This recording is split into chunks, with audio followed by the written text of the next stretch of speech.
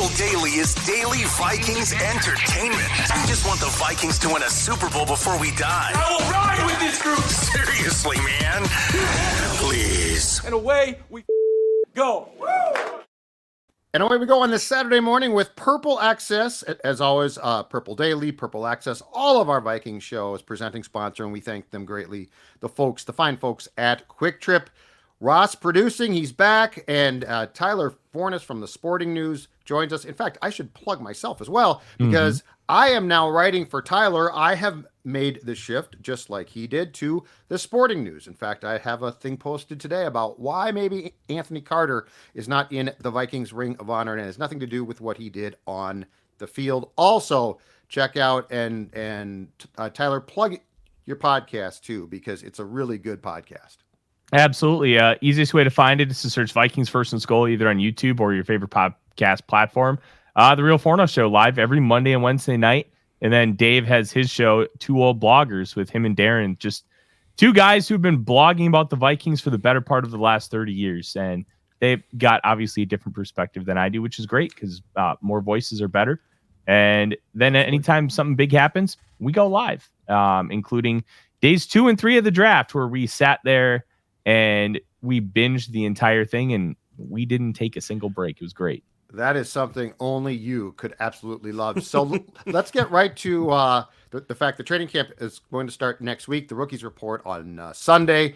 The entire team reports on Tuesday. And then on Wednesday, the Vikings will be on the practice field. And at the Sporting News this week, Forno, you had a projected depth chart, which was interesting to look through, partially because the team won't put one out until the first preseason game. So we're still a ways away from the team officially giving us a depth chart. I want to ask you this question. Going into training camp practices, as you went through this exercise, because there's a lot of jobs that are probably predetermined, unless a guy gets hurt or something, Forno, where do you feel the best competitions exist when training camp starts next Wednesday? I wrote about this, I think, last week, kind of talking about the best competitions. And it's interesting because there really aren't any high-profile competitions. People are going to want to talk about quarterback. It's not really a competition. Is J.J. McCarthy going to hit thresholds? If he does, he's going to play. And to me, the biggest ones are wide receiver 3 and cornerback. And I leave cornerback very very vague because even when we were talking about cornerback before the tragic passing of Kyrie Jackson, there were a lot of question marks. There's still a lot of question marks. And even when you kind of remove him from the picture as far as like a team building thing, nobody really knows what's going to happen with Andrew Booth Jr. Nobody's going to really knows what's going to happen with a guy like Shaq Griffin and Caleb Evans, Mekhi Blackman. It's just a room full of question marks. Who's going to step up and be the guy? Who's going to be the guy that we can rely on and count on? I have no idea. I had no idea going into July. I have no idea now. They're going to have to figure out who's going to step up. I'm not convinced that the Vikings prioritize cornerback. I think they believe in it as a group rather than getting high-profile talent, which is why they've kind of stayed under the radar and drafted young players outside of the top 40. And I think there's merit to that because, having a elite talent at the cornerback position is great, but it's a position that falls off rapidly and quickly. And you don't have to look any further than Xavier Rhodes after 2017. He went from being a first-team All-Pro to basically a fringe roster member. And having that it's great when it happens, but that fall off can be hard and fast, and that can cost you a lot of money. So my theory is Kwesi is looking at it from, hey, if I just have a bunch of solid cornerbacks, and I always relate it back to the 2021 Bengals, they had 3 good corners. They were not rated higher than like a B, but they were all solid, and you weren't going to really be able to pick on one consistently. You can talk about Eli Apple, but he was very solid for them. And then wide receiver 3. Brandon Powell, if he was 2 inches taller and 10 pounds heavier, I think he'd be a shoo-in, but he's a little small. And because of how the Vikings like to play with their 11 personnel and their condensed sets, a little small could be a hindrance as far as being a full-time wide receiver 3. And then Jalen Naylor. Man, he can't stay healthy. He just can't. You practiced, I think, once during training camp last year, and then didn't practice again until like November. That's not okay. You can't make the club from the tub. And those are the two I'm going to be looking at. Guard is another one, but the high-profile battles just aren't here this year. Specifically on cornerback and wide receiver, and even you just threw in guard there at the end. Some of these, when you're talking about depth and who's going to slot where, sometimes I wonder, are some of these players still on other teams? Will we see players that get released during training camp or at the end of training camp join this team right before the start of the season? Mm-hmm. On cornerback, I've kind of come full circle, even with the tragic passing of Kyrie Jackson. When you look what's out there, and to your point, Forno, how guys just drop off the cliff, unless there's a cap casualty of a really good player, there's just probably not going to be many better options than what you currently have. I do think every year, though, when you get to training camp and training camp starts, or at the end of training camp, you are going to see offensive linemen, you are going to see third and fourth wide receivers that maybe you would take a look at. So this is where training camp, to your point, for Jalen Naylor, if he can ever stay healthy, the Brandon Powells of the world, anybody who is a backup guard or tackle, you have to earn your position because it can very easily be gone if somebody better becomes available. And to me, it's interesting to see, and I'd love to get your guys' thoughts on this. What is the likelihood of another player or two joining this roster during training camp or even after camp breaks? Because I think it's fairly likely that the Vikings will make an addition or two from a player that's currently on somebody else's roster. They do nearly every year, and I think it's pretty much a guarantee. Now, how profile are they going to be? Are they going to be somebody that you're going to want to slot in as a starter? Are they going to be a Chris Dishman or a Greg Biekert? Two guys that the Vikings did add after training camp broke. Great calls, by the way. Great calls. Or are they going to be a Ross Blacklock, where we're viewing you more as a rotational guy with upside? I think lean towards the latter than the former, especially because of where the Vikings sit. They had so many benefits last year from playing young guys a lot of snaps. Ivan Pace Jr., he did earn the snaps, but a UDFA linebacker shouldn't be playing that many snaps in theory, and it's only going to help moving forward. So if you have a solid corner who's maybe like, I don't know, a tier above what Mekhi Blackman is, are you going to want to play that guy for a year and it maybe saves you like 7 to 10 points against, or play Blackman, who's you feel like is going to be a pivotal part of your room for the better part of the next 3 years? Those are the things you have to weigh when you're talking about the team building aspect. I'll never say never, but I think it's going to be like, hey, I view these guys as maybe a rotational piece, not I want you to come in here and start. So if we go through training camp, and let's just say for the sake of the discussion at the wide receiver depth chart, okay? Powell's going to make the team. O'Connell loves him, but let's say he's not the 3, which, by the way, is not a disaster. Let's say that Naylor, again, gets hurt. On the current list, because you are a college football junkie, who do you see, Forno, who could or has a chance to emerge potentially, if they don't go outside, as a wide receiver 3 if they can't trust Naylor to stay healthy and Powell just slots in as a good 4, and then he returns punts and things like that? I think the two guys you got to look at are Tristan Jackson and Thayer Thomas. Now, the big thing with Jackson is he's been around this offense since he came into the league. And he spent all but one season with Kevin O'Connell. O'Connell got him to come over with him in 2022 when so he got him to stick around, because the Vikings did sign him to the practice squad in 2021. And he's been slowly developing.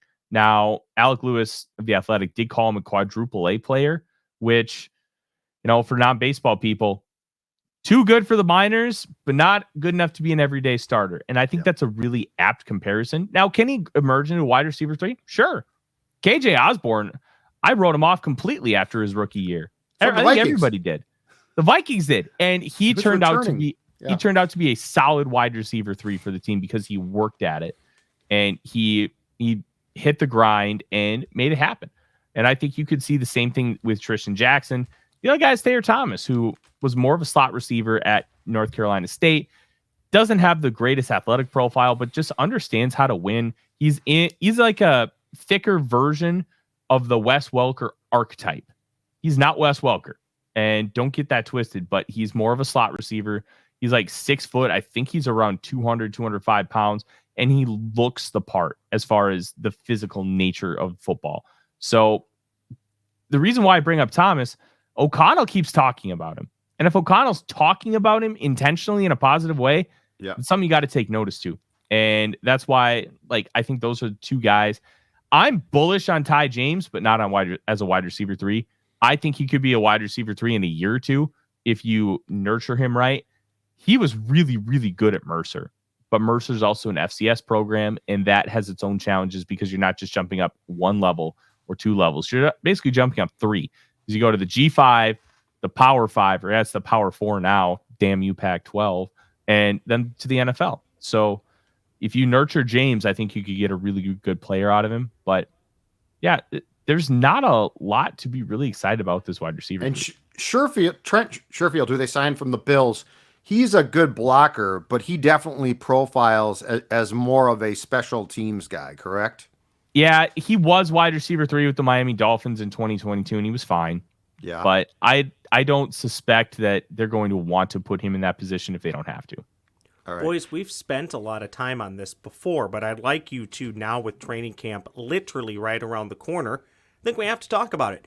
Handicap your 3 quarterbacks that are on the Minnesota Vikings roster at the end of camp. I know you guys have both weighed in on this, but there's going to be an odd man out somewhere. They can't hold on to all 4 at this point. So handicap your 3 quarterbacks on the Minnesota Vikings roster in 2024. Go ahead, Forno.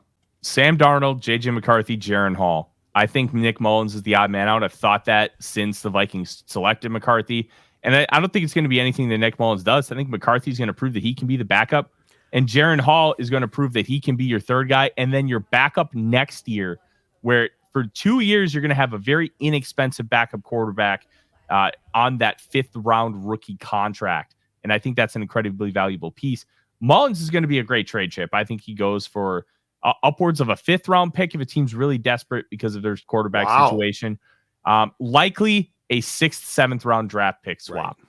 But I do think desperation could breed something like a 5th round pick if multiple teams become interested. The tough part about gauging trade value in the National Football League, as much as we know, we absolutely know nothing because it all depends on what the market is telling you. If like 8 teams are trying to trade for Nick Mullins, guess who's getting the bag? Minnesota Vikings. If one team does, and the Vikings are like, I don't know if I like this offer. Well, either you can take it or you can cut him. Your choice. Yeah. And like, okay, I'll take the 7th round pick swap. That's fine. Like, and that's one of the things. Like Kari Vedvik, 5th round pick. Oh, I bet the Vikings were bidding against a couple other teams there because that was a bonkers price to play for somebody who'd never played in the league before. And that's why trade values are so difficult to nail down. So I think where you're right is this. I think it comes down to, and I think the Vikings are right now saying, like, they are leaking it out to their mouthpieces. Hey, probably going to be Darnold, Mullins, McCarthy, right? Because there's no upside to being like, well, JJ's got to be the backup. We got to have him as the backup.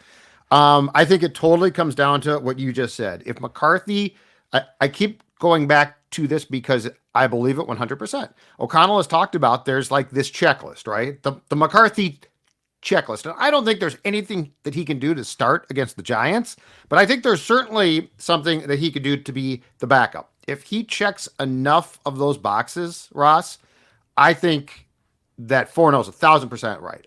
And the one thing that you got to keep in mind is the Vikings have a dearth. They have 3 right now and probably a compensatory pick of 2025 draft picks, right? And if you're saying, well, but a 6th round pick, who cares?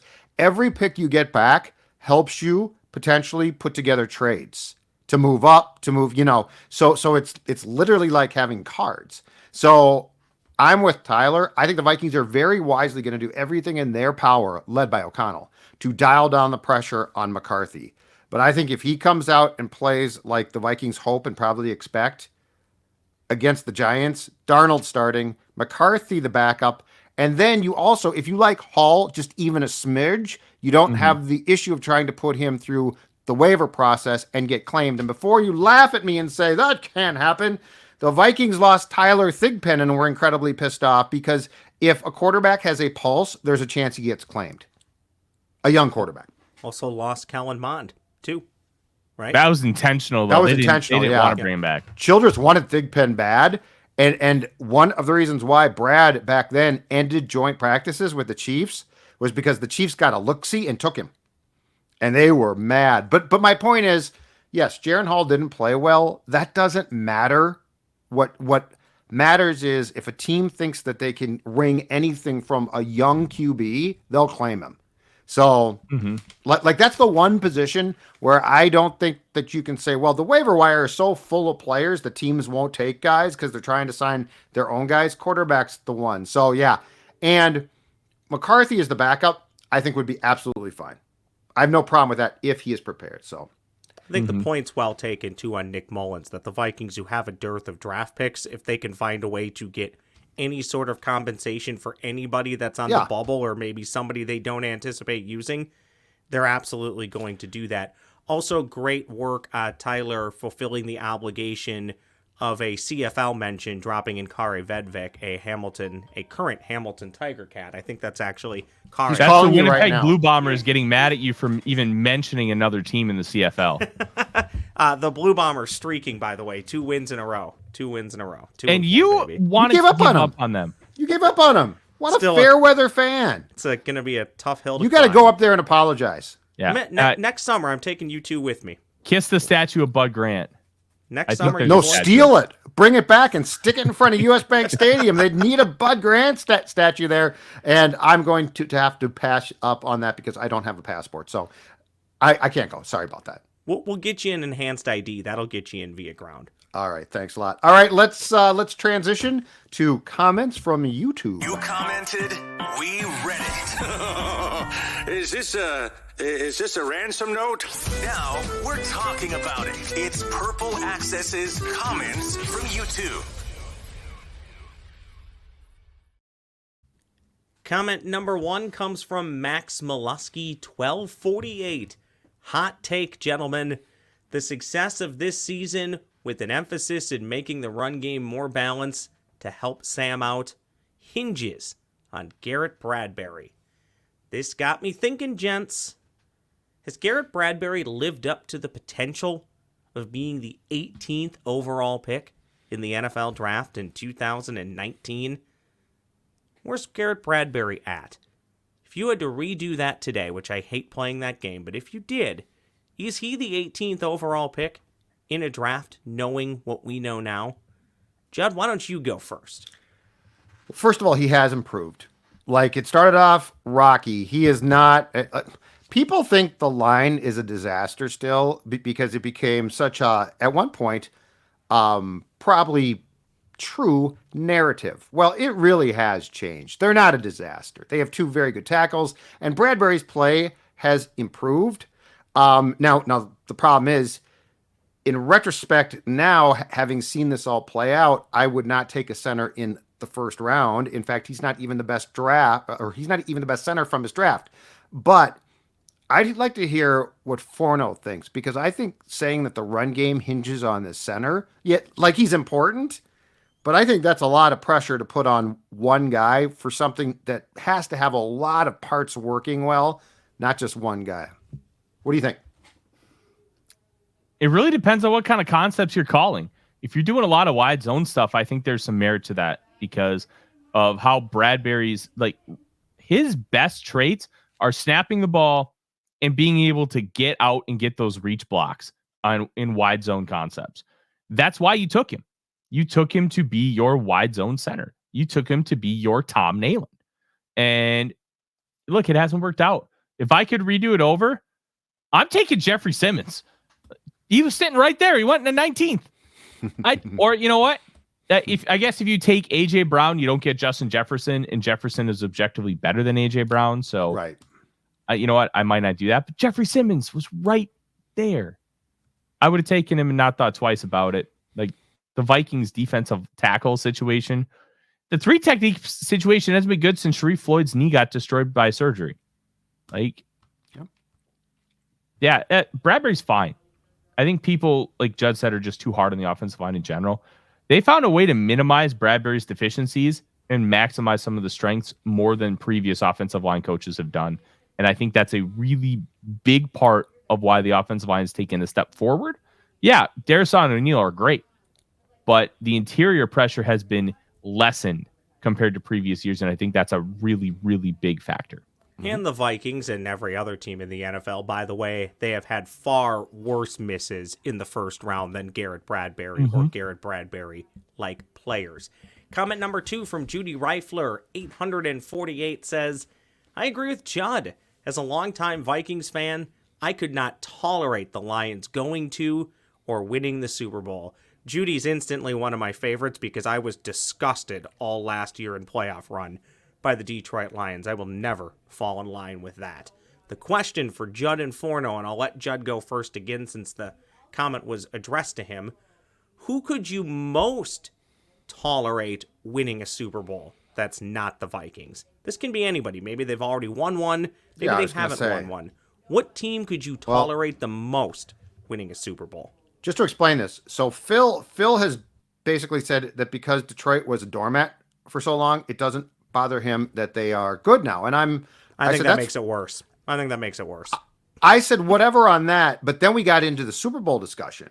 And I'm like, the Lions going to the Super Bowl, if you're a Vikings fan, to me is a disaster. Like, it is worst case because it's the kid that you kicked sand on in high school coming back for a reunion and kicking your ass across the ballroom in front of the entire class. It's a complete embarrassment.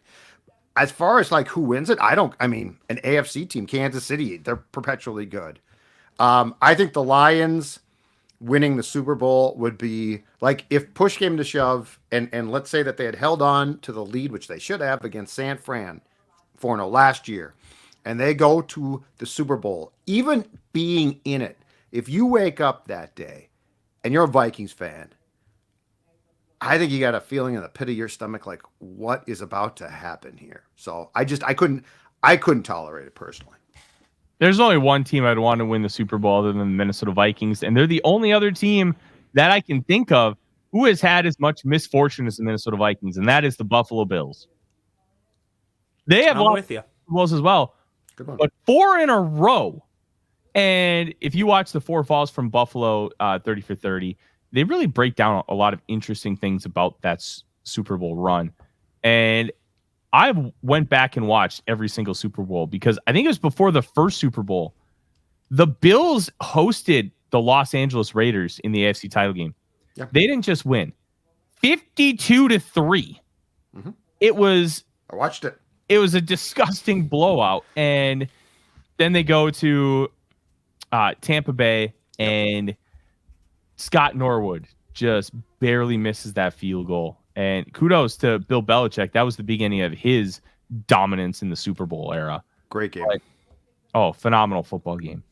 Look, the Bills are the only other option. If the Lions even get to the Super Bowl, I got a couple friends who are Lions fans. I'll be happy for them. I won't be happy for the Lions. No, absolutely not. It would be so tough. I mean, this team hasn't been to a Super Bowl since 1977.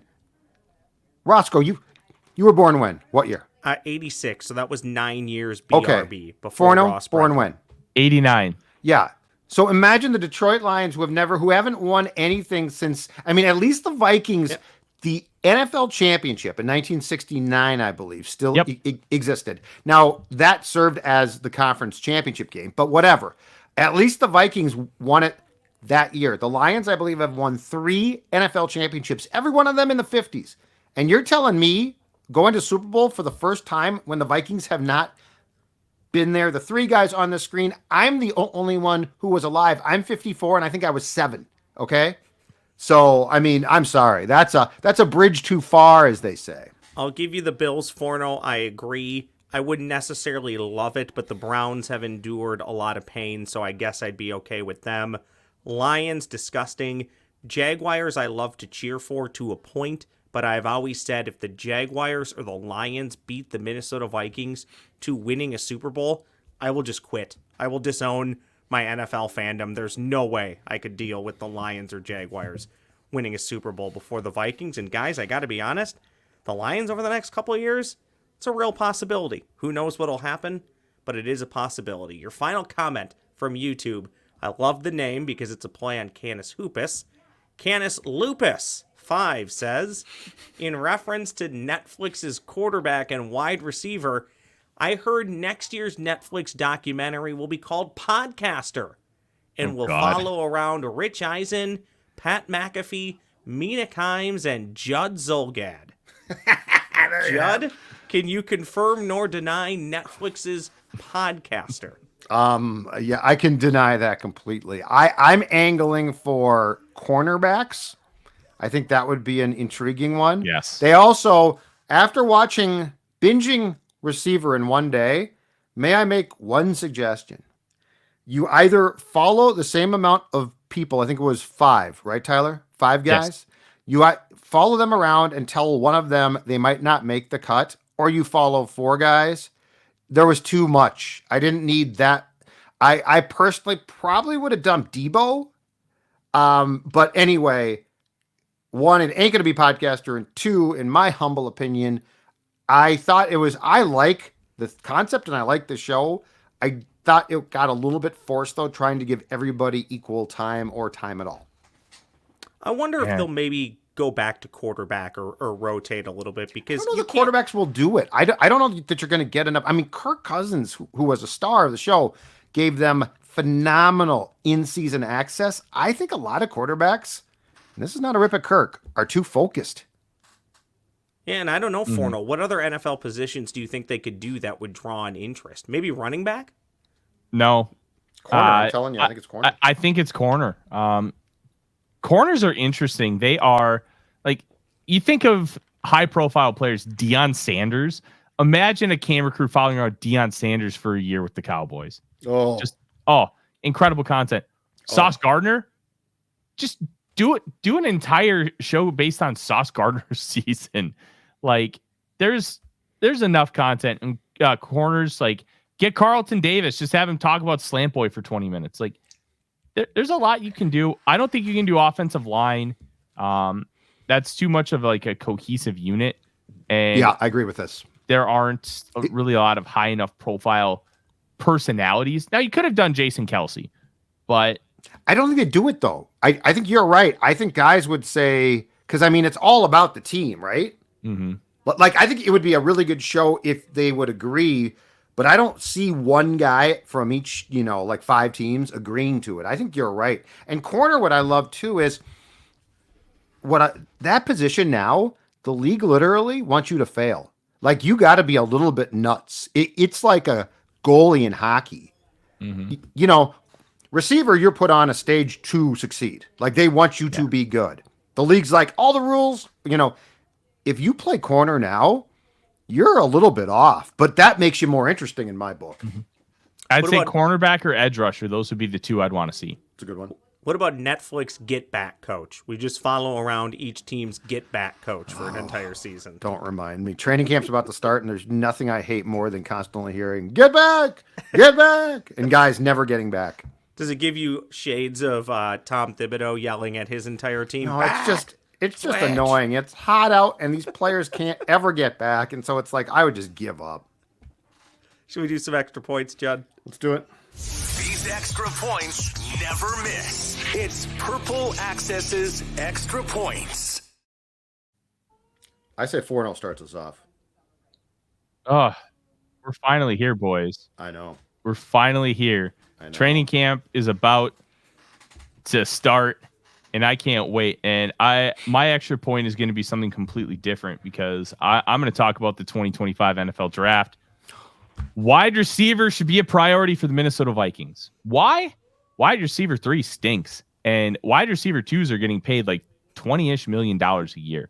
Yep. So you have Jordan Addison, and you have 2 guys at the top of the first round who are fantastic looking prospects. Tyrone McMillan of Arizona, who's, let's be honest, I think he's probably going to be the captain of the All-4 team this year. I've loved this dude since he came out of high school. And Luther Burden III, who, if you're going to comp somebody to Deebo Samuel, Malachi Corley fit. Luther Burden's more of a wide receiver, but he's got that thick frame. He's got the ability to take the ball out of the backfield. A yak monster. They're going to hear a lot of those comparisons. And even so, there's some interesting names down ballot who you could maybe get in like the 2nd or 3rd round, who I think could be really interesting. Torrey Horton of Colorado State is going to be a name to watch in that ilk. I'm really excited about getting a wide receiver. It's a down class compared to previous years, but not every class is going to have 3 top 10 picks. So wide receiver, I think, should be a priority in the draft next year. But at the end of the day, draft talent, fill holes in free agency. And you don't have to force yourself to take a defensive tackle right away, because guess what? You could just sign 3 of them in free agency. Oh, guess what? The position's fixed. We're good. I think now we can just draft talented players. I think that's exactly what they're going to do. Roscoe? Vikings may not fully even trust their wide receiver number 2 at this point, so that might expedite needing the wide receiver number 3 in the draft to elevate to 2 at some point. Okay, I'll make mine quick. I don't get a ton of chance to talk Gophers football, so I'll drop this one really quickly. Gophers' first 3 games, Judd, I don't know if you knew this, we now have game times against North Carolina. We'll kick off at 7 o'clock. Saturday, September 7th against mighty Rhode Island at 11 a.m. Saturday, September 14th at a dentist favorite time, 2:30 against the Nevada Wolfpack. Boys, college football should have select games on Thursday nights. None of this Tuesday night, none of this Wednesday night, none of this Friday night BS. And as a fan, where I'm at right now, the best time for a college football game, 11 a.m.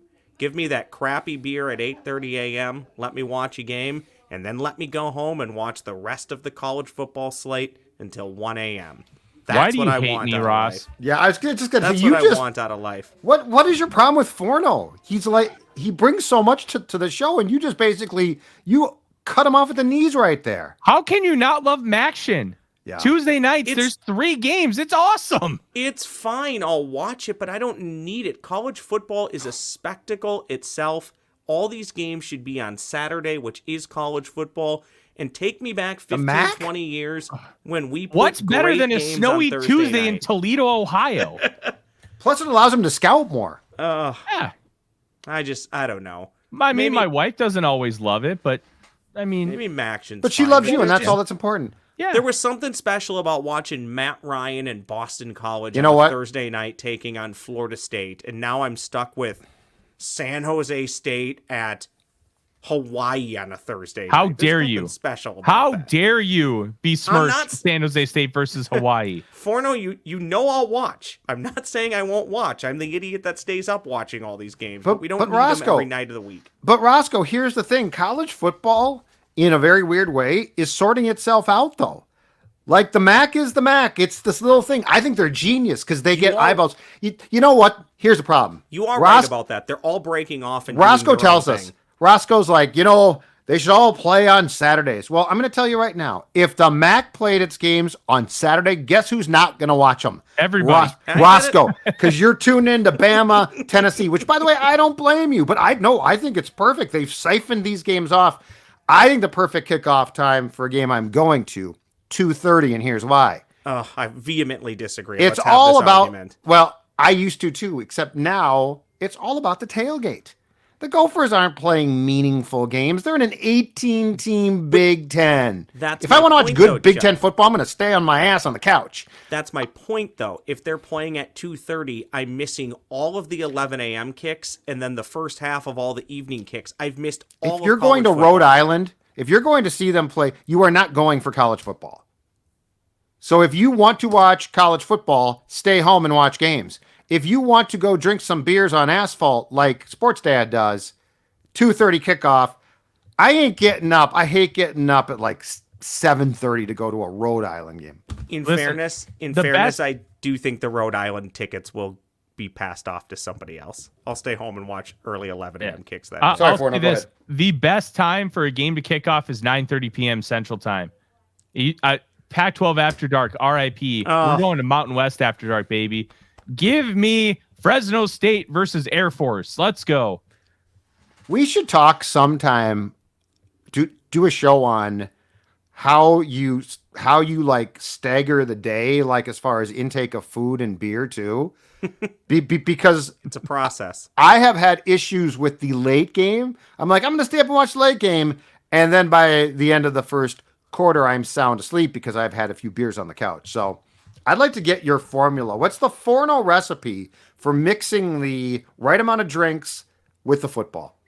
Easy. Step 1, wake up at 9:30 a.m. That's the key. You got to wake up late, because if you wake up late, that means you push your clock back. And then when the second half kicks off at like 11:15, you're still good. The only time it gets really dicey is when those games go into overtime. I'll never forget the 2022 FCS playoffs, Sacramento State versus Incarnate Word, 74-68, Judd. Oh, yeah. That was that score. One of the best football games I've seen in a long time. My kids will know the legend of Lindsey Scott. If you don't, I think the game's on YouTube. I recommend you go watch it. It's just bonkers. It's just fun. But football. You made it through the entire game. Oh, yeah. See, that's what I'm saying. That's the important thing here. Two keys for you that'll help, Judd. At least one full pot of coffee throughout the day. Have the evening and afternoon cups. I do also, that, yeah. mix in some ice cream. Helps keep your voice a little bit loose, but gives you just enough sugar to carry through the night. Ross, ice cream will you know help what I would pay to see? I'd pay to see Judd drink a Bang. I was actually thinking I would just pay to see Judd eating an ice cream bar and sipping coffee watching college football. I would do that. I think I would pay to see Judd, that too. Bang is a protein-based energy drink that's loaded with like BCAA proteins, and it's got a ton of caffeine. The ticker can't take that. You would. Hey, it's literally okay. They have be cotton bouncing candy off the flavor, walls. Judd. They've got all kinds of cool ones. The ticker, man. I got to keep the ticker in mind. Okay, I'm getting older. All right, here's my extra point, and Ross alluded to this briefly, but it's this. It's Kevin O'Connell and what he faces when he addresses this team in light of the Kyrie Jackson tragedy and Jordan Addison. And I don't care if he's going to get off. It sounds like he didn't get arrested. He got cited, or, he didn't get a mugshot. But the reality is this. You've got some guys, or you got a guy in Jordan doing some very dumb things, right? A year ago, he's going 140 in a 55 on 94. Now he's falling asleep at the wheel of his car in a lane in Los Angeles, California. God forbid he gets hit from behind at a high speed. Can you imagine, 2 deaths within weeks of young men on this team? Terrible, terrible, terrible. So they got to get this sorted out. Kevin O'Connell's a good guy. And I know he's really good with his players, and he shouldn't have to worry about this, but he does. And at some point in time, you got to mix tough love, which I'm sure he will do, and try to do, with being a friend or a guy that players feel that they can trust, because this is trending now in the wrong direction as far as that goes. Thank God it appears that Justin Jefferson does not go out a lot. He plays a lot of games, I think, at home, which is great. But, Jordan is a tremendous talent. And the track that he's on right now is really, really concerning. And he's already done 2 things in a car that are dangerous, illegal, and scary.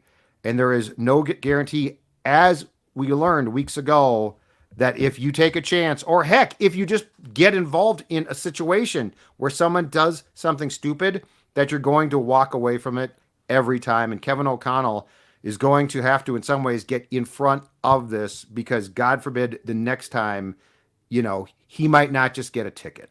I actually had a thought on this if I was Kevin O'Connell addressing the team, and I guess I'd like you guys to weigh in on this. So this is actually a great talker, Judd, so sorry if I'm hijacking here. But I thought about this. Actually, I was just literally sitting at home during some quiet time, getting my thoughts straight, and this actually popped into my head.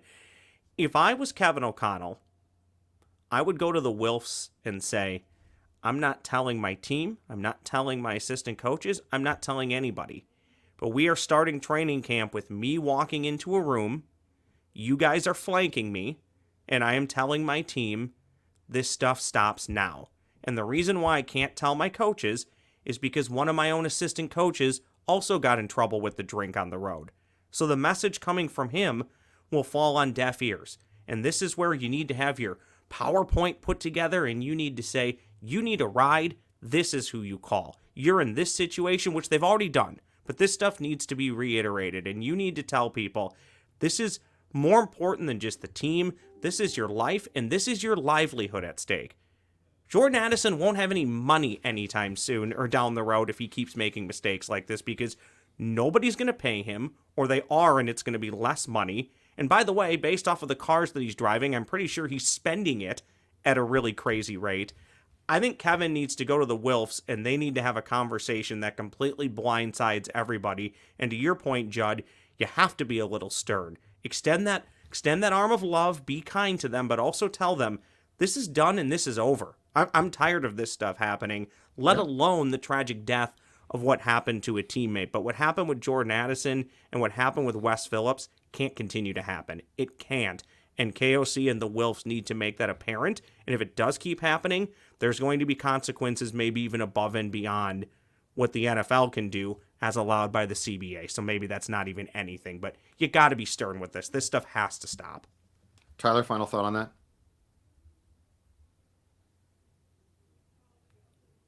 I think we lost him. We've left him speechless. Oh, he's muted. I'll unmute you, Tyler. Oh, he's muted. Okay. There we go. They got to do something, guys. They got to do something. Absolutely.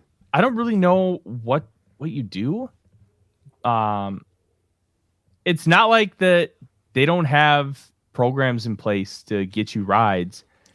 I'm convinced that something weird happened with Addison that was still his fault, but not malicious, not intentionally trying to do something stupid. It just appears that way because whenever you see DUI, right, all of our brains go to you got too drunk and we're a dum-dum.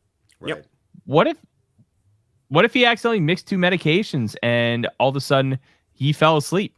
That's not impossible. Like, one of my favorite bands is Hawthorne Heights. One of their singers had like prescription medications and he accidentally took like a cocktail of it, unintentionally passed away. Like, that kind of stuff happens.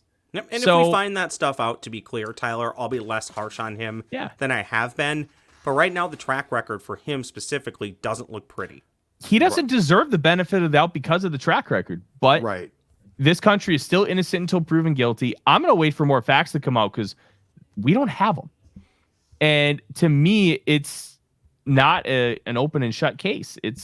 We have to figure out why he was asleep at the wheel. We have to figure out all of these other factors before we can make any kind of informed decision. Yeah. It's just that if you are going to take any type of meds or something, you probably shouldn't drive. And the fact that he fell asleep in an active lane, and to your point, he's put himself in a position where he doesn't get the benefit of the doubt. And so, like, God forbid what happened to Henry Ruggs could happen to anybody. And there's just so many things that are concerning. And look, you know what? To Ross's point, from the team perspective, you can't afford this because it's just black eyes. Like, it's just like you look bad. You look like you've lost control. So, and the Kyrie Jackson thing is a whole different topic. And that one, that needs to be a focus as well. So anyway, okay, guys, good episode. We will be back. I think it's Scoggins week next week, but then check out Tyler and the rest of us in a couple of weeks. And also, again, sportingnews.com for great Vikings coverage.